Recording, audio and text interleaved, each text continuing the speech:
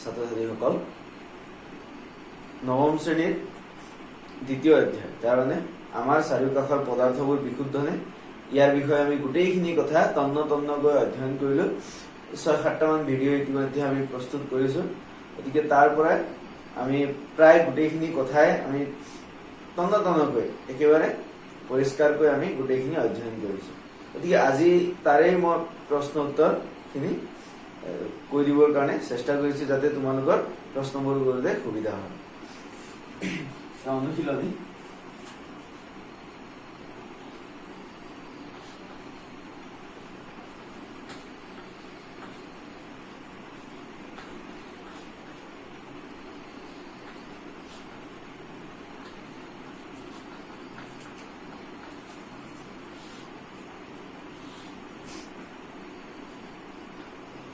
অনুশীলনী অধ্যায় 2 পৰা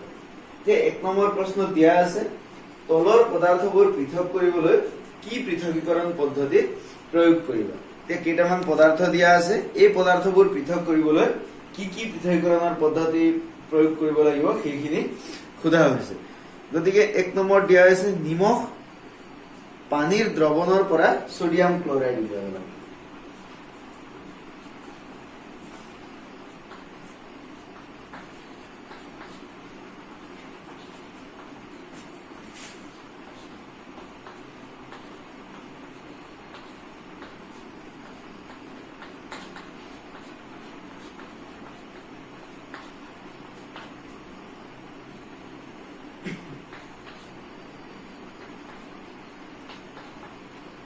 নিমখ পানীৰ দ্ৰৱণৰ পৰা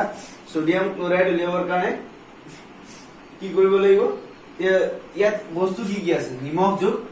পানী হৈ আছে নিমখ যোগ পানী হৈ আছে ইয়াক যদি আমি গৰম কৰি দিওঁ তেতিয়াহলে কি ওলাব ইয়াক যদি আমি গৰম কৰি গৈ থাকো তেতিয়াহলে পানীখিনি ভাপ হৈ উৰি যাব ওদিকে থাকি যাব কি এই নিমখ অৰ্থাৎ সোডিয়াম ক্লোৰাইড ওদিকে ভাপ হৈ উৰি যোৱা পদ্ধতিটো হ'ল বাষ্পীভৱন পদ্ধতি ওদিকে কি পদ্ধতি প্ৰয়োগ কৰিবা বাষ্পীভৱন পদ্ধতি বাষ্প হৈ উৰি যাব 2 নম্বৰতে দিয়া আছে সোডিয়াম ক্লোৰাইড আৰু এমোনিয়াম ক্লোৰাইডৰ মিশ্ৰণৰ পৰা এমোনিয়াম ক্লোৰাইড সোডিয়াম ক্লোৰাইড আৰু এমোনিয়াম ক্লোৰাইডৰ মিশ্ৰণ সোডিয়াম ক্লোৰাইড যোগ এমোনিয়াম ক্লোৰাইড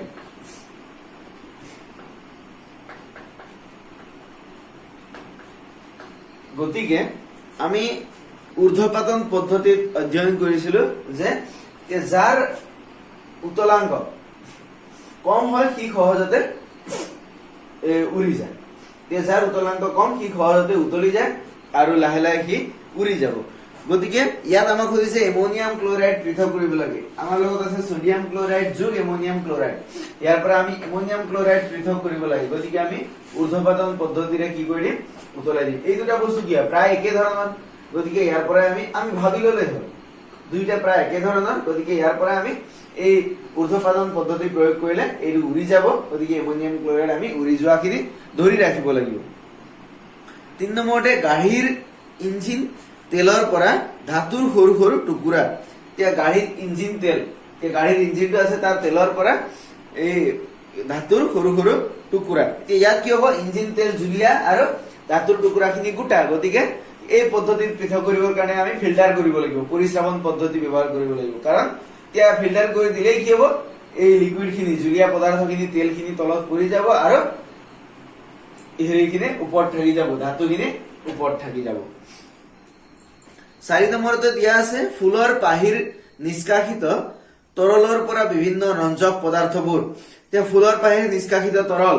তাৰ পৰা ৰঞ্জক পদাৰ্থ যেটো ফুলৰ পাহিৰ তে ফুল হেৰি কৰিলে তাৰ পৰা ৰঙীন আমাৰ ৰঞ্জক পদাৰ্থ ওলায় গতিকে তাৰ পৰা আমি ৰঞ্জক পদাৰ্থ পৃথক কৰিবৰ কাৰণে সদায় বৰ্ণলেখন পদ্ধতি ব্যৱহাৰ কৰো ধুনীয়াকৈ মনত ৰাখিবা সদায় ৰঞ্জক পদাৰ্থ পৃথক কৰিবলৈ বৰ্ণলেখন পদ্ধতি ব্যৱহাৰ কৰো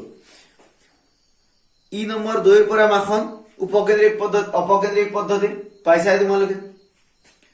পানীৰ পৰা তেল তে দুইটা মিহলি নোহোৱা তৰল পৃথক কৰিবৰ কাৰণে পৃথকীকৰণ চুপি ব্যৱহাৰ কৰা হয় এই যেটো চুপিটো আছে পৃথকীকৰণ চুপি চাহৰ পৰা চাহপাত পৃথক কৰিবৰ কাৰণে চাহৰ পৰা চাহপাত কেনেকৈ পৃথক কৰো আমি ফিল্টাৰ কৰি দিওঁ ফিল্টাৰ মানে পৰিশ্ৰমণ পদ্ধতি আমি চাকনিৰে সেকি দিওঁ গতিকে পৰিশ্ৰমণ পদ্ধতি বালিৰ পৰা লুৰ পিন পৃথক কৰিব লাগে এতিয়া কি হ'ব বালিৰ পৰা লুৰ পিন এতিয়া ইয়াত আমি ভাবি ললে হয় এনেকা বালিৰ গুৰি গুৰি আছে গুৰি গুৰি এনেকুৱা ইয়াত বালিৰ গুৰি গুৰি আছে আৰু লগত কি আছে ইয়াত লুৰ পিনবোৰ আছে কেনেকৈ পৃথক কৰিবি আমি অলপ ভাবিব লাগিব এই বস্তুটো কিতাপত দিয়া নাছিল আমি কি কৰিম যদি চুম্বক লৈ লওঁ চুম্বকে কি কৰিব এই লুৰ পিনক আকৰ্ষণ কৰিব টানি আনিব গতিকে আমি যদি ওচৰে পাজৰে চুম্বক এটা ঘূৰাই থাকো তেতিয়াহলে চুম্বকত গোটেই লুৰ পিনখিনি আহি যাব আৰু বালিখিনি সেপাৰেট হৈ যাব তেতিয়া এতিয়া আমি হাতেৰে নে সেপাৰেট কৰি থাকিব নালাগে পৃথক কৰি থাকিব নালাগে তে চুম্বক ব্যৱহাৰ কৰি বুলি ক'লে হ'ল বা চুম্বকীয় পৃথকীকৰণ পদ্ধতি বুলি ক'লে হ'ল সুকুৰাৰ পৰা গমৰ গুটি এটা আমি মৰণা মাৰিব লাগিব তে গমৰ গুটি সুকুৰা মানে কি গম মানে আঠা নহয় গম মানে হ'ল খেতি কৰা হয় গমৰ খেতি কৰা হয় গতিকে তে গমৰ গুটি মানে ভাবি লোৱা হেৰি সৰিয়হ বা ধান তে ধান কি ধানৰ কেনেকুৱা হয় তে ইয়াত ধানৰ গছবোৰ থাকিব ওপৰত ধানবোৰ এনেকৈ লাগি থাকে বা কি এনেকুৱা সৰিয়হৰ গছবোৰ থাকিব ইয়াৰ পৰা সৰিয়হ এনেকৈ দীঘল সৰিয়হ লাগি থাকিব গতিকে এইবোৰ পৃথক কৰিবৰ কাৰণে কি সুকুৰা বুলি কোৱা হয় এইটো সুকুৰা বুলি কোৱা হয় গতিকে এই সুকুৰাৰ পৰা গমৰ গুটি পৃথক কৰিবৰ কাৰণে আমি মৰণা মাৰিব লাগিব পানী আৰু বোকাৰ প্ৰলম্বনৰ পৰা বোকাৰ ক্ষুদ্ৰ কণিকাবোৰ পানী আৰু বোকাৰ প্ৰলম্বনৰ পৰা বোকাৰ ক্ষুদ্ৰ এই সূক্ষ্ম কণিকাবোৰ অপকেন্দ্ৰিক পদ্ধতিৰে আমি পৃথক কৰিব পাৰো একেই দুইৰ পৰা মাখন যি পদ্ধতিৰে পৃথক কৰিছিলো একেই পদ্ধতিৰে আমি এইখিনি পৃথক কৰিব পাৰো গতিকে এইখিনি আমি ভাবি চালেই হ'ল 2 নম্বৰতে দিয়া আছে একাপ চাহ বনাবলৈ প্ৰয়োজনীয় পদক্ষেপবোৰ লিখা এইখিনি জানাই 3 নম্বৰ প্ৰশ্নটো দিয়া আছে প্ৰজ্ঞাই তিনিটা বেলেগ বেলেগ পদাৰ্থৰ দ্ৰৱণীয়তা বিভিন্ন উষ্ণতাত পৰীক্ষা কৰিছিল এতিয়া আমি প্ৰশ্নখিনি বুজি ল'ব লাগিব ধুনীয়াকৈ প্ৰজ্ঞা ছোৱালীজনীৰ নাম এতিয়া যোনে কৰক তিনিটা বেলেগ বেলেগ পদাৰ্থৰ দ্ৰৱণীয়তা তিনিটা নহয় চাৰিটা দিয়া আছে 1 2 3 4 potassium nitrate sodium chloride potassium chloride ammonium chloride তলৰ তালিকাত লিখা হৈছে বিভিন্ন উষ্ণতাত পৰীক্ষা কৰিছিল বিভিন্ন উষ্ণতা এই উষ্ণতা বেলেগ বেলেগ 283 কেলভিন 293 কেলভিন 313 কেলভিন এনেকৈ বেলেগ বেলেগ উষ্ণতাত পৰীক্ষা কৰিছিল আৰু সংগ্ৰহ কৰা তথ্যবোৰ তলৰ তালিকাত লিখা হৈছে ফলাফলবোৰ তালিকাখনত 100 গ্ৰাম পানীত সংপৃক্ত দ্ৰৱণ প্ৰস্তুতিৰ বাবে প্ৰয়োজনীয় দ্ৰব্যৰ পৰিমাণ হিচাপত লিখা হৈছে মানে 100 গ্ৰাম পানী ইয়াত পানীৰ পৰিমাণ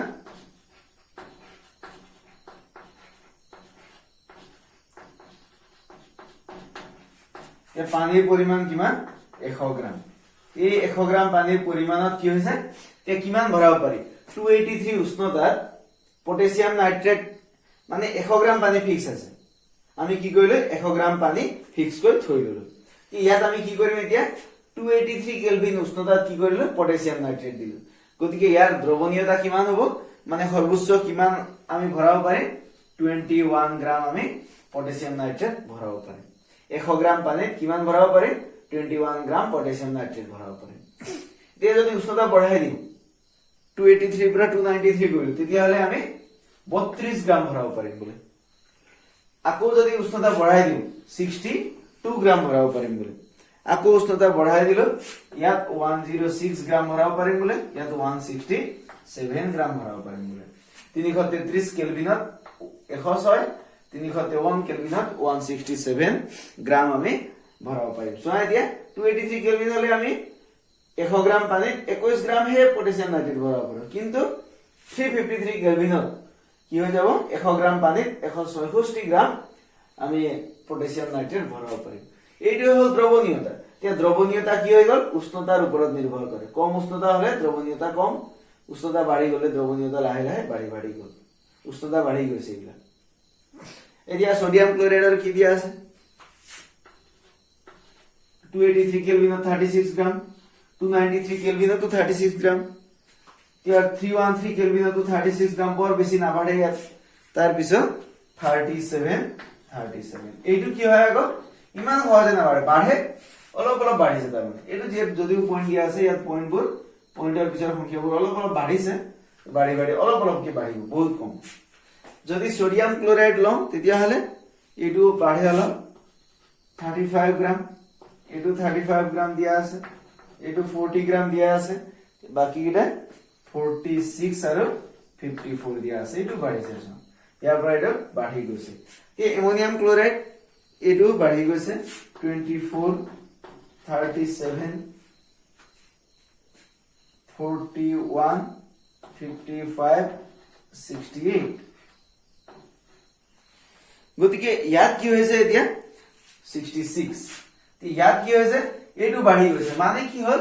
যেতিয়া আমি কি কৰো উষ্ণতা বঢ়াই যাওঁ তেতিয়াহলে এই দ্ৰৱীভূত পদাৰ্থ বাঢ়ি বাঢ়ি গৈ থাকে দ্ৰৱণীয়তা বাঢ়ি বাঢ়ি যায় মানে পানীৰ পৰিমাণ এইটো হল দ্ৰাৱক আমাৰ পানী কি হৈ গ'ল ইয়াত দ্ৰাৱক হৈ গ'ল এইটো দ্ৰাৱক হল পানী আৰু যোগ এইটো দ্ৰাৱক হল পানী এইটো ফিক্স আছে কিমান 100 গ্ৰাম আৰু দ্ৰব্য আমি সলনি কৰিছো দ্ৰব্য এবাৰ পটাছিয়াম নাইট্ৰেট দিছো এবাৰ সোডিয়াম ক্লোৰাইড দিছো গতিকে ইয়াত এই দ্ৰৱীভূত মানে দ্ৰৱীভূত হ'ব মানে দ্ৰৱণ সৃষ্টি হ'ব দ্ৰৱীভূত হ'ব মানে সম্পূৰ্ণকৈ গলি যাব কিমান ইমান গ্ৰাম এইখিনি প্ৰশ্ন কি কৰিছে এতিয়া পটাছিয়াম নাইট্ৰেটৰ সম্পৃক্ত দ্ৰৱ এটা সম্পৃক্ত দ্ৰৱ মানে সম্পূৰ্ণকৈ দ্ৰৱীভূত হৈ যায় পটাছিয়াম নাইট্ৰেট আৰু এইটো প্ৰথমটো প্ৰস্তুত কৰিবলৈ 313 কেলভিন উষ্ণতাত 313 কেলভিন উষ্ণতাত 50 গ্ৰাম পানীত কিমান গ্ৰাম পটাছিয়াম নাইট্ৰেট দ্ৰৱীভূত কৰিব 50 গ্ৰাম পানীত কিমান পটাছিয়াম নাইট্ৰেট লাগিব বলে তে 313 উষ্ণতাত কি হ'ব 100 গ্ৰাম পানীত পটাছিয়াম নাইট্ৰেট কিমান লাগে 16 গ্ৰাম লাগে 313 কেলভিন উষ্ণতাত 100 গ্ৰাম পানীত পটাছিয়াম নাইট্ৰেট কিমান লাগে 62 গ্ৰাম গতিকে 50 গ্ৰাম পানীত কি হ'ব 50 গ্ৰাম মানে ইয়াৰ আধা গতিকে 50 গ্ৰাম পানীত কিমান পটাছিয়াম নাইট্ৰেট লাগিব ইয়াৰ আধা লাগিব কিমান হৈ যাব এইটো 31 গ্ৰাম হৈ যাব 50 গ্ৰাম পানীত কিমান লাগে ইয়াৰ আধা মানে 31 গ্ৰাম লাগিব সিম্পল 2 নম্বৰ 353 কেলভিন উষ্ণতাত 353 কেলভিন উষ্ণতাত প্ৰজ্ঞাই পটাছিয়াম ক্লোৰাইডৰ এটা সম্পৃক্ত দ্ৰৱ প্ৰস্তুত কৰি পটাছিয়াম ক্লোৰাইডৰ এটা এইটো পটাছিয়াম ক্লোৰাইডৰ এটা সম্পৃক্ত দ্ৰৱ প্ৰস্তুত কৰি এইটো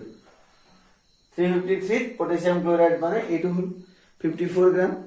প্ৰস্তুত কৰি সাধাৰণ উষ্ণতালৈ ঠাণ্ডা হ'বলৈ দিলে মানে এইবাৰ কি হল 353 উষ্ণতাত প্ৰস্তুত কৰিলে তাৰ পিছত লাহে লাহে কি হল ঠাণ্ডা হ'বলৈ দিলে মানে দ্ৰৱণীয়তা ঠাণ্ডা হ'বলৈ দিলে মানে কি 353 আছিল 333 হল লাহে লাহে 313 এই উষ্ণতা কি হ'ব ঠাণ্ডা হ'বলৈ দিলে কমি কমি আহি থাকিব তাৰ মানে ইয়াৰ দ্ৰৱণীয়তা কমি কমি আহি থাকিব দ্ৰৱটো ঠাণ্ডা হলে তেওঁ কি দেখিব ব্যাখ্যা কৰা তে দ্ৰৱটো ঠাণ্ডা হলে কি দেখিব ইয়াৰ দ্ৰৱণীয়তা কমি যাব দ্ৰৱণীয়তা কমি যোৱা মানে কি অলৰেডি কিমান গ্ৰাম দিছিল তাই 54 গ্ৰাম দিছিল যেতিয়া উষ্ণতা কমি যাব তে বাকি থকাখিনি কি হৈ যাব এতিয়া এটো 54 এতিয়া 333 কেলভিন উষ্ণতা যেতিয়া হৈ যাব তেতিয়াহলে দ্ৰৱণীয়তা কিমান হৈ যাব 46 তে বাকি থকাখিনি কিমান থাকি গ'ল ইয়াৰ পৰা ইয়ালৈ অথনিটো দ্ৰৱীভূত হৈ আছিল এতিয়া এই বাকি থকাখিনি 8 গ্ৰাম খিনি কি হৈ যাব এতিয়া এই যেটো বাসনত ভৰাইছিল যেটো পাত্ৰতে পানী আৰু এইটো থোৱা আছিল পটাছিয়াম ক্লোৰাইড এতিয়া এই বাকি 8 গ্ৰাম তলত হৈ যাব ইয়াত এতিয়া জমা হৈ যাব আকৌ যদি যেতিয়া উষ্ণতা কমিব 313 পাই যাব তেতিয়া কি হ'ব লাহে লাহে ঠাণ্ডা হ'বলৈ দিছে তো ঠাণ্ডা হ'বলৈ দিয়া মানে উষ্ণতা কমি যোৱা গতিকে ইয়াৰ মানো কমি কমি যাব 40 হৈ যাব তেতিয়া বাকি থকা 14 গ্ৰাম জমা হৈ যাব যদি 293 কেলভিন হৈ যায় তেতিয়াহলে এই 35 হৈ যাব মানে 19 গ্ৰাম ইয়াৰ তলত জমা হৈ যাব বা ইয়ালৈ যদি আহে কি 19 গ্ৰাম তলত জমা হৈ যাব তাৰ মানে কি হ'ব এই 19 গ্ৰাম তলত জমা হোৱাকেই কোৱা হয় কি বোলে স্ফটিক বুলি কোৱা হয় এইটোকে কি বুলি কোৱা হয় স্ফটিক বুলি কোৱা হয় গতিকে তাই কি দেখিব এতিয়া প্ৰশ্ন কৰিছে দ্ৰৱটো ঠাণ্ডা হলে তেওঁ কি দেখিব দ্ৰৱটো ঠাণ্ডা আমি জানো যে এই উষ্ণতা কমি গলে দ্ৰৱণীয়তা হ্ৰাস পায় কমি যায় তেওঁ প্ৰজ্ঞাই দেখিব যে পটাছিয়াম ক্লোৰাইডৰ দ্ৰৱণীয়তা কমি গৈছে লাহে লাহে আৰু স্ফটিকবোৰ তলত জমা হৈছে তেওঁ পটাছিয়াম ক্লোৰাইডৰ স্ফটিক দেখিবলৈ পাব আমি ডাইৰেক্ট লিখিলে কি হ'ব দ্ৰৱটো ঠাণ্ডা হলে তেওঁ পটাছিয়াম ক্লোৰাইডৰ স্ফটিক দেখিবলৈ পাব সি নম্বৰ দিয়া আছে প্ৰতিটো লৱণৰে দ্ৰৱণীয়তা 293 কেলভিনত নিৰ্ধাৰণ কৰা এতিয়া 293 কেলভিনত দ্ৰৱণীয়তা কিমান হ'ব দ্ৰৱণীয়তা কিমান হ'ব যেতিয়া 32 গ্ৰাম হয় 32 গ্ৰাম দ্ৰাব্য হলে এই দ্ৰাবক কিমান আছে 100 গ্ৰাম, গতিকে ইয়াৰ দ্ৰৱণীয়তা হ'ব কিমান 32/100 হৈ যাব। পটাছিয়াম প্ৰতিটো দ্ৰৱণৰ দ্ৰৱণীয়তা উলিয়াবলৈ দিছে। পটাছিয়াম নাইট্ৰেটৰ দ্ৰৱণীয়তা হ'ব কিমান 32 বাই পটাছিয়াম নাইট্ৰেট কিমান আছে 32, কিহৰ লগত যোগ কৰিছে পানী 100 গ্ৰাম, তলত 100, ইয়াৰো একে 100 গ্ৰাম পানীৰ লগত, ইয়াৰো একে 100 গ্ৰাম পানী, ইয়াৰো একে 100 গ্ৰাম পানী, গতিকে প্ৰতিটো দ্ৰৱণৰ দ্ৰৱণীয়তা কিমান হ'ব পটাছিয়াম নাইট্ৰেটৰ 32/100, সোডিয়াম ক্লোৰাইডৰ 36/100, পটাছিয়াম ক্লোৰাইডৰ 35/100, এমোনিয়াম ক্লোৰাইডৰ 37/100। এই উষ্ণতাত কোনটো লৱণৰ দ্ৰৱণীয়তা আটাইতকৈ বেছি? আটাইতকৈ বেছি কোনটো? তলৰ 100 সবৰ একেই আছে, আটাইতকৈ ডাঙৰ কোনটো 32, 36, 35, 37, 37 ডাঙৰ, গতিকে 37/100 ডাঙৰ। কোনটো লৱণৰ দ্ৰৱণীয়তা বেছি? এমোনিয়াম ক্লোৰাইডৰ দ্ৰৱণীয়তা আটাইতকৈ বেছি। লৱণৰ দ্ৰৱণীয়তাৰ ওপৰত উষ্ণতাৰ প্ৰভাৱ ব্যাখ্যা কৰা। আমি দেখিলো লৱণৰ দ্ৰৱণীয়তা, এইবোৰ হ'ল দ্ৰৱণীয়তা। তে দ্ৰৱণীয়তাৰ ওপৰত উষ্ণতাৰ প্ৰভাৱ ব্যাখ্যা কৰা। আমি ডাইৰেক্ট লিখিব লাগিব যে উপৰোক্ত তালিকাৰ পৰা আমি দেখিলো যে উষ্ণতা বাঢ়ি গলে লৱণৰ দ্ৰৱণীয়তা বাঢ়ি যায়। সেইখিনি লিখিলো, সেইটো লিখিলো, ব্যাখ্যা কৰা মানে সেইটো। উষ্ণতা বাঢ়ি গলে লৱণৰ দ্ৰৱণীয়তা বাঢ়ি যায়, বা উষ্ণতা কমিলে দ্ৰৱণীয়তা কমি যায়, সেইটোৱে কথাটো। গতিকে যিমান বেছি উষ্ণতা হৈ থাকিব সিমান বেছি দ্ৰাব্য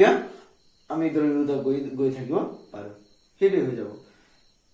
কাৰণ এই উষ্ণতা বাঢ়ি গৈছে, দ্ৰৱণীয়তা বাঢ়ি গৈছে,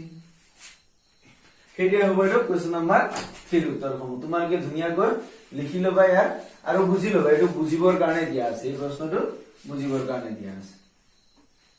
কুৱেশ্যন নম্বৰ 4 নম্বৰত কি দিয়া আছে? উদাহৰণ দি ব্যাখ্যা কৰা সংপৃক্ত দ্ৰৱ বোলে। এই সংপৃক্ত দ্ৰৱৰ ডেফিনেশ্যন লিখিব লাগে, সূত্ৰ লিখিব লাগে, সংজ্ঞা লিখিব লাগে। গতিকে সংপৃক্ত দ্ৰৱ মানে কি আছে? যেতিয়া কি হৈ গল এটা দ্ৰৱত কিমান, এতিয়া সংপৃক্ত দ্ৰৱ তাৰ মানে ধৰিলো 100 গ্ৰাম পানী লৈছিলো, 100 গ্ৰাম পানীত আমি কিমান পটাছিয়াম ক্লোৰাইড দ্ৰৱীভূত কৰিব পাৰিলো, সেইটোকে কোৱা হয় তাৰ এইটো সংপৃক্ত দ্ৰৱ হৈ গল। এতিয়া কি হৈ গল 100 গ্ৰাম পানীত এতিয়া ধৰা 32 গ্ৰাম পটাছিয়াম ক্লোৰাইড, এই পটাছিয়াম ক্লোৰাইড দ্ৰৱীভূত কৰিলো। গতিকে এই 32 গ্ৰাম যেতিয়া আমি দ্ৰৱীভূত কৰিব পাৰো, মানে দ্ৰৱীভূত কৰিলো 100 গ্ৰাম পানী আৰু 32 গ্ৰাম পটাছিয়াম ক্লোৰাইড, তেতিয়া ই কি হৈ গল এটা সংপৃক্ত দ্ৰৱ হৈ গল। কাৰণ একদম একজেক্টলি কিমান দ্ৰৱীভূত কৰিব পাৰি 100 গ্ৰাম পানীত 32 গ্ৰাম, গতিকে সেইটোৱে হল সংপৃক্ত দ্ৰৱ। এতিয়া যদি 100 গ্ৰাম পানীতে কি হৈ গল, আমি যদি 35 গ্ৰাম আমি পটাছিয়াম ক্লোৰাইড দ্ৰৱীভূত কৰি দিম, তেতিয়াহলে কি হ'ব ইয়াত 32 গ্ৰাম দ্ৰৱীভূত হ'ব আৰু বাকি থকা 3 গ্ৰাম কি হৈ যাব তলত স্ফটিক হিচাপে জমা হৈ যাব। গতিকে এই সংপৃক্ত দ্ৰৱ হৈ নাযায়, সংপৃক্ত দ্ৰৱ হবলৈ ইয়াত 32 লাগে মানে 32 লাগিব, বাকি এক্সট্ৰা যিমান দিলেও সেইখিনি জমা হৈ নাযায়। বা যদি কম হয়, যদি আমি কেৱল 30 গ্ৰামহে জমা কৰো, তেতিয়াহলে কি হ'ব দ্ৰৱীভূত কৰো, তেতিয়াহলে আৰু 2 গ্ৰামৰ কাৰণে ঠাই থাকি যাব, তেতিয়াও কি সংপৃক্ত দ্ৰৱ হৈ নপৰে। গতিকে আমি লিখিব লাগিব, ইয়াত শব্দটো লিখিব লাগিব দেই, নিৰ্দিষ্ট উষ্ণতা। কাৰণ ইয়াৰ আগৰ প্ৰশ্নটো আমি দেখিলো যে উষ্ণতা বেলেগ হলে দ্ৰৱীভূত হোৱা পৰিমাণ বেলেগ বেলেগ হৈ যায়। গতিকে আমি লিখিব লাগিব নিৰ্দিষ্ট উষ্ণতাত। নিৰ্দিষ্ট উষ্ণতাত কিহত দ্ৰৱীভূত কৰিছিলো? পানীত, মানে এটা দ্ৰাৱকত। পানী মানে ইয়াত কি আছিল? দ্ৰাৱক আছিল। এতিয়া নিৰ্দিষ্ট উষ্ণতাত এটা দ্ৰাৱকত দ্ৰৱীভূত কৰিব পৰা, দ্ৰৱীভূত কৰিব পৰা দ্ৰাব্য, নিৰ্দিষ্ট উষ্ণতাত এটা দ্ৰাৱকত কোনো দ্ৰাব্য দ্ৰৱীভূত কৰিলে, আমি অলপ বেলেগকৈ লিখিব লাগিব, কোনো দ্ৰাব্য দ্ৰৱীভূত কৰিলে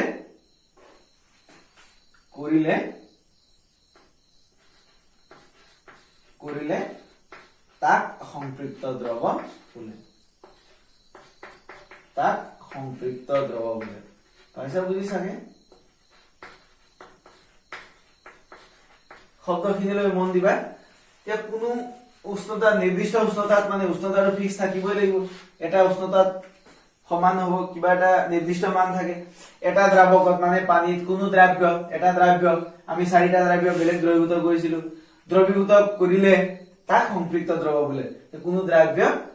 দ্ৰৱীভূত কৰিলে তাক সম্পৃক্ত দ্ৰৱ বোলে আমি ইয়াত আকৌ শব্দ এটা লিখিব লাগিব কোনো দ্ৰব্য সৰ্বোচ্চ পৰিমাণে কোনো দ্ৰব্য দ্ৰৱীভূত কৰিলে সৰ্বোচ্চ পৰিমাণে মানে আটাইতকৈ বেছি সৰ্বোচ্চ পৰিমাণে লিখিব লাগিব ঠিক আছে তোমালোকে কিতাপতো পাবা ইয়াত কিয় নিৰ্দিষ্ট উষ্ণতাত এটা দ্ৰাৱকত সৰ্বোচ্চ পৰিমাণে কোনো দ্ৰব্য দ্ৰৱীভূত কৰিব পাৰিলে তাক সম্পৃক্ত দ্ৰৱ বুলি কোৱা হয় এটা নিৰ্দিষ্ট উষ্ণতাত এটা দ্ৰৱ দ্ৰৱীভূত কৰিব পৰা সৰ্বোচ্চ পৰিমাণৰ দ্ৰব্য দ্ৰৱীভূত হৈ থাকিলে তাক সম্পৃক্ত দ্ৰৱ বুলি কোৱা হয় ইয়াতকৈ বেছি দ্ৰৱীভূত কৰিব নোৱাৰি বা কম কৰিলেও কি সম্পূৰ্ণকৈ দ্ৰৱীভূত নহয় সেই তাকেই সম্পৃক্ত দ্ৰৱ বোলে উদাহৰণ দিলেই হলে এতিয়া 100 গ্ৰাম পানীত ছবিত কি আছিল 100 গ্ৰাম পানীত 21 গ্ৰাম পটাছিয়াম নাইট্ৰেট দ্ৰৱীভূত কৰিব পাৰি দিকে সম্পৃক্ত দ্ৰৱ হৈ গ'ল 2 নম্বৰ দিয়া আছে বিশুদ্ধ পদাৰ্থ তে যিবোৰ পদাৰ্থত এটাই মাত্ৰ উপাদান থাকে সেইবোৰকে বিশুদ্ধ পদাৰ্থ বোলে 3 নম্বৰত দিয়া আছে কলয়ড তোমালোকে পাইছে আৰু প্ৰলম্বন কলয়ড প্ৰলম্বন এইখিনি আলোচনা কৰিলো কোৱেশ্চন নম্বৰ 5 তে 5 নম্বৰ প্ৰশ্নত দিয়া আছে তলৰ মিশ্ৰণবোৰ সমসত্ব নে অসমসত্ব শ্ৰেণীভুক্ত কৰা কোনবোৰ সমসত্ব কোনবোৰ অসমসত্ব সোডা পানীত কি থাকে এতিয়া আমি কোনটো অংশ সোডা কোনটো অংশ পানী পৃথক কৰিব নোৱাৰো গতিকে হেতু কি হৈ গল সমসত্ব হৈ গল ইয়াৰ কি হ'ব সমসত্ব মিশ্ৰণ হ'বৰ কাৰণে সংযুতি একে হ'ব লাগিব মানে ইয়াৰ পৰা সোডা পানী উলিয়ালেও যি সোৱাদ থাকিব ইয়াৰ সোডা পানীৰ সোৱাদো একে থাকিব সংযুতি একে আৰু আমি উপাদানবোৰ পৃথক কৰিব নোৱাৰো আমি ইয়াৰ পৰা উলিয়াব নোৱাৰো যে এইকণ সোডা এইকণ পানী পৃথক কৰিব নোৱাৰো গতিকে সোডা পানী হ'ব সম্পৃক্ত কাঠটো কেনেকে সম্পৃক্ত হ'ব কাঠ হলে কি হ'ব এতিয়া কাঠ টুকুৰা জমা হৈ থাকিব বা উপঙি থাকিব দিয়ে সেইবোৰ হ'ব ইয়াত পৃথক কৰিব পাৰো উপাদানবোৰ গতিকে এইটো অসম্পৃক্ত হৈ যাব বায়ু এই অসমসত্ব হৈ যাব গতিকে বায়ু কি হ'ব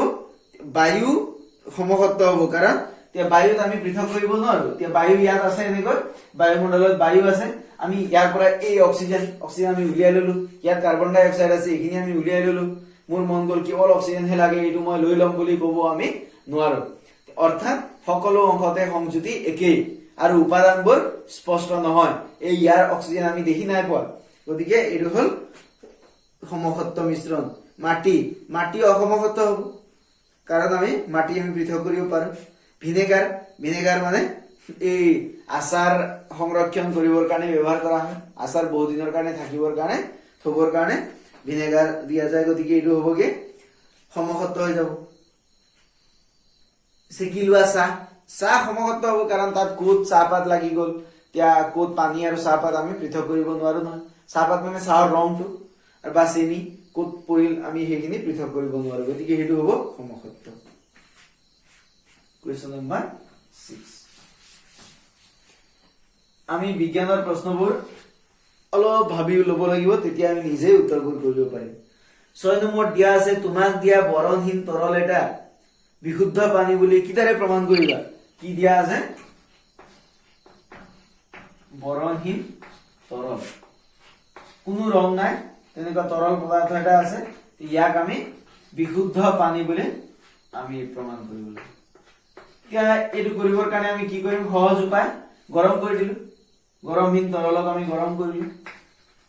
যদি 100 ডিগ্ৰী সেন্টিগ্ৰেডত আমি বৰণহীন মানে কি পানীয়ে হ'ব কিন্তু বিশুদ্ধ হয় না কেনেকে গম পাম যদি কি 100 ডিগ্ৰী সেন্টিগ্ৰেডত উতলে গৰম কৰি গৈ থাকিলে 100 ডিগ্ৰী সেন্টিগ্ৰেডত উতলে তেতিয়া কি বিশুদ্ধ হ'ব আৰু যদি অলপ সোনকালে উতলি গ'ল ধৰা 95 ডিগ্ৰী সেন্টিগ্ৰেডত উতলিল বা অলপ দেৰিকৈ উতলিল 105 ডিগ্ৰী সেন্টিগ্ৰেডত উতলিল তেতিয়া কি হৈ যাব কি তাত কি আছে অশুদ্ধি কিবা আছে বালি চালি কিবা কি মিহলি হৈ আছে হেকাৰণে সোনকালে উতলিল বা দেৰিকৈ উতলিল গতিকে আমি কি লিখিব লাগিব বৰণহীন তৰল এটা গৰম কৰি গৈ থাকিলে আমি বিশুদ্ধ পানী বুলি গম পাম যদিহে কি 100 ডিগ্ৰী সেন্টিগ্ৰেডত উতলে তে যদি 100 ডিগ্ৰীতকৈ কম বা বেছি উষ্ণতাত উতলে তেন্তে পানী এই তৰলত অশুদ্ধি মিহলি হৈ থকা বুলি বুজি পাব লাগিব। এতিয়া আহি গ'ল কুৱেশ্যন নম্বৰ 7। এতিয়া কুৱেশ্যন নম্বৰ 7ত কি দিয়া আছে? তলৰ পদাৰ্থবোৰৰ ভিতৰত কোনবোৰ বিশুদ্ধ পদাৰ্থৰ শাৰীত পৰিব? এতিয়া বিশুদ্ধ পদাৰ্থ কোনবোৰ পৰিব? বৰফ বিশুদ্ধ হয়, কাৰণ বৰফ এটা পানীৰ অংশ, গতিকে পানী বিশুদ্ধ এটাই উপাদান থাকে। গাখীৰ বিশুদ্ধ নহয়, আমি প্ৰথমতেই পালো, ইয়াত 3টা উপাদান থাকে, প্ৰটিন, চৰ্বি আৰু পানী। লু বিশুদ্ধ। এতিয়া এই কেৱল মৌলবোৰ, সকলো মৌলবোৰ এইবোৰ বিশুদ্ধ, এটাই উপাদান থাকে যে লু এটাই উপাদান। হাইড্ৰক্লৰিক এচিড বিশুদ্ধ হ'ব, কেলছিয়াম অক্সাইড বিশুদ্ধ হ'ব, এইবোৰ এটাই উপাদান থাকে। পাৰা বিশুদ্ধ হ'ব, ইটা বিশুদ্ধ নহয়, কাঠ বিশুদ্ধ নহয়, বায়ু বিশুদ্ধ নহয়, এইখিনি জানাই।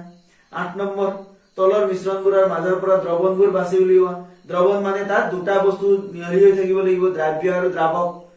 সেইখিনি চাব লাগিব। এতিয়া মাটিত কি হৈছে? দ্ৰাব্য দ্ৰাৱক মিহলি হৈ থকা নাই, মাটিয়েই। সাগৰৰ পানীত কি থাকে? পানী আৰু নিমখ থাকে, গতিকে 2টা বস্তু আছে, 2টা পদাৰ্থ আছে, সেইকাৰণে সেইটো দ্ৰৱণ হৈ যাব। সাগৰৰ পানী দ্ৰৱণ হ'ব, কাৰণ ইয়াত দ্ৰাব্য নিমখ আৰু দ্ৰাৱক হ'ল পানী। বায়ু দ্ৰৱণেই হ'ব, সেইটো আমি জানো, কাৰণ বায়ুত বহুত কেইটা উপাদান থাকে, এই অক্সিজেন, কাৰ্বন ডাই অক্সাইড, এনেকৈ মিথেন, বহুতখিনি গেছ থাকে।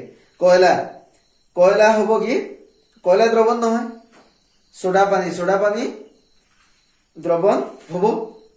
কাৰণ ইয়াত কি আছে? সোডা আৰু।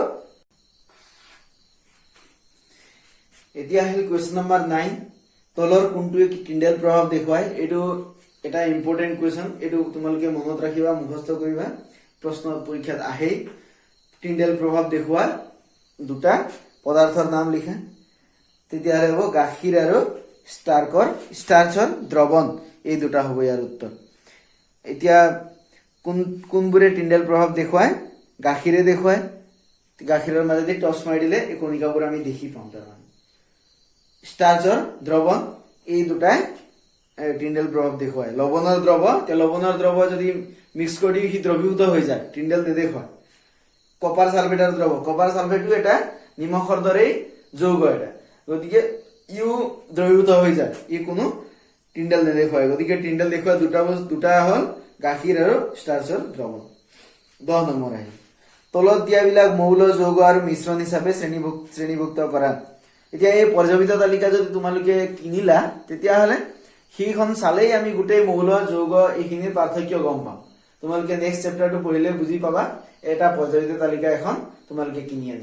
আনিবা। এতিয়া মৌল কোনবোৰ হ'ব কিতাপৰ পৰা? সোডিয়াম এটা মৌল, এতিয়া মাটি মিশ্ৰণ হ'ব। এতিয়া গম পাইছাই যৌগ কাক কয়? 2টা মৌল মিহলি হৈ এটা যৌগ হয়, গতিকে এতিয়া ক'ত মৌল মিহলি হ'ল সেইখিনি চাব লাগিব। এতিয়া এই প্ৰশ্নৰ উত্তৰটো নেক্সট চেপ্টাৰ পঢ়িলে একেবাৰে ক্লিয়াৰ হৈ যাব। সোডিয়াম মৌল পানী মিশ্ৰণ, চেনিৰ দ্ৰৱণ মিশ্ৰণ, সিলভাৰ মৌল কেলছিয়াম কাৰ্বনেট যৌগ, টিন মৌল সিলিকন মৌল, কয়লা মিশ্রণ, বায়ু মিশ্রণ, সাবুন মিশ্রণ, মিথেন যৌগ, কার্বন ডাই অক্সাইড যৌগ, তেজ মিশ্রণ। 11 নম্বৰ, তলৰ কোনবিলাক ৰাসায়নিক পৰিৱৰ্তন? ৰাসায়নিক পৰিৱৰ্তন কোনবোৰ হয় সেইটো সুধিছে। কোনবোৰ ৰাসায়নিক, কোনবোৰ ভৌতিক পৰিৱৰ্তন সেইটো যে আছিল তাৰ পৰাই সুধিছে। উদ্ভিদৰ বৃদ্ধি, এই উদ্ভিদৰ বৃদ্ধি কি হ'ব পাৰে? নিজেই হ'ব পাৰে, গতিকে এইটো কি হ'ব? উদ্ভিদৰ বৃদ্ধি হ'ব ৰাসায়নিক পৰিৱৰ্তন। উদ্ভিদৰ বৃদ্ধি ৰাসায়নিকভাৱে হৈছে। তাৰমানে লুট মামৰে ধৰাটো এটা ৰাসায়নিক পৰিৱৰ্তন হয়। লুৰ গুৰি আৰু বালি মিহলীকৰণ, লুৰ গুৰি আৰু বালি মিহলাইছে, বেলেগ একো হোৱাই নাই, আমি দেখি আছো, একো সাল সলনি হোৱা নাই, গতিকে লুৰ গুৰি আৰু বালি মিহলোৱাটো ৰাসায়নিক নহয়। এতিয়া ৰাসায়নিক কোনবোৰ বুলি কওঁতে এতিয়া আমি গম পাম, এতিয়া হয় আকাৰ ডাঙৰ হৈ যায় বা আকাৰ সৰু হৈ যায়, এতিয়া কিবা ৰং সলনি হয় বা গোন্ধ আহে, সেইবোৰ হলে ৰাসায়নিক পৰিৱৰ্তন হ'ব। গতিকে উদ্ভিদৰ বৃদ্ধি সেইটো ৰাসায়নিক পৰিৱৰ্তন নহয়, কাৰণ ইয়াৰ আকাৰটো বাঢ়িছে, ডাঙৰ হৈছে। এতিয়া লুট এইটো ভৌতিক হ'ব। লুট মামৰে ধৰা ৰাসায়নিক হ'ব, কাৰণ ইয়াত মামৰ নতুন পদাৰ্থ আহি গ'ল, ৰং বদলি গ'ল। লুৰ গুৰি আৰু বালি মিহলীকৰণ ইয়াত একো নতুন হোৱাই নাই, গতিকে ভৌতিক হৈ যাব। খাদ্য ৰন্ধন সদায় এটা ৰাসায়নিক পৰিৱৰ্তন, কাৰণ ইয়াত হালধিখিনি মিলি গ'ল তাতে, তেলখিনি তাতে মিলি গ'ল, নিমখখিনি কেনেকে বা মিলি গ'ল গমেই নাই পোৱা, গতিকে খাদ্য ৰন্ধন হ'ব ৰাসায়নিক পৰিৱৰ্তন। খাদ্য হজম হোৱা সেইটোতো ৰাসায়নিকেই হ'ব, কাৰণ আমি খাইছিলো কিবা এটা, এই ভিতৰত হৈ গ'ল বেলেগ কিবা কিবি, গতিকে সেইটো বহুতখিনি সলনি হ'ল। খাদ্য হজম হোৱাটো ৰাসায়নিক পৰিৱৰ্তন। পানী গোট মাৰি কি হৈ গ'ল, বৰফ হৈ গ'ল, গতিকে এইটো ভৌতিক হ'ব। মমবাতি জ্বলিলে ই গলি গ'ল, ই হ'ব কি ৰাসায়নিক পৰিৱৰ্তন হ'ব, কাৰণ অক্সিজেনৰ লগত ই বিক্ৰিয়া কৰে নহয় জ্বলোতে, গতিকে এইটো হ'ব এই ৰাসায়নিক পৰিৱৰ্তন। গতিকে এইখিনি কথাই আছিল তোমালোকৰ এই পাঠটোত। আশা কৰিছো তোমালোকে গোটেইখিনি কথা বুজি পাইছা। এতিয়া তোমালোকে কিবোৰ বুজি পাইছা বা কিবা যদি বুজি পোৱা নাই কমেন্ট বক্সত কমেন্ট কৰি জনাবা। এতিয়া দুদিন কোনো ভিডিঅ' আপলোড কৰা নহয়, দুদিন তোমালোকৰ পৰা এতিয়া ফিডবেক লোৱা হ'ব, তোমালোকে ভিডিঅ'বোৰ চাই কেনে পাইছা, গোটেইখিনি ছাত্ৰ ছাত্ৰীয়ে ভিডিঅ'বোৰ পাইছে নে নাই সেইখিনি তোমালোকে এতিয়া কমেন্ট বক্সত কমেন্ট কৰি জনাব লাগিব। যদি কোনোবাই নাই পোৱা তোমালোকে জানা, তেওঁলোকক মাতি আনি ভিডিঅ'বোৰ দেখুৱাৰ তোমালোকে ব্যৱস্থা কৰিব লাগিব, বা তোমালোকে যিবোৰ নোটছ বনাইছা সেইবোৰ তেওঁলোকক দিব লাগিব। আৰু লগতে তোমালোকে পঢ়িছা নে নাই পঢ়া সেই কথাখিনি, তোমালোকে বুজি পাইছা নে নাই পোৱা সেই কথাখিনি কমেন্ট বক্সত কমেন্ট কৰি জনাব লাগিব।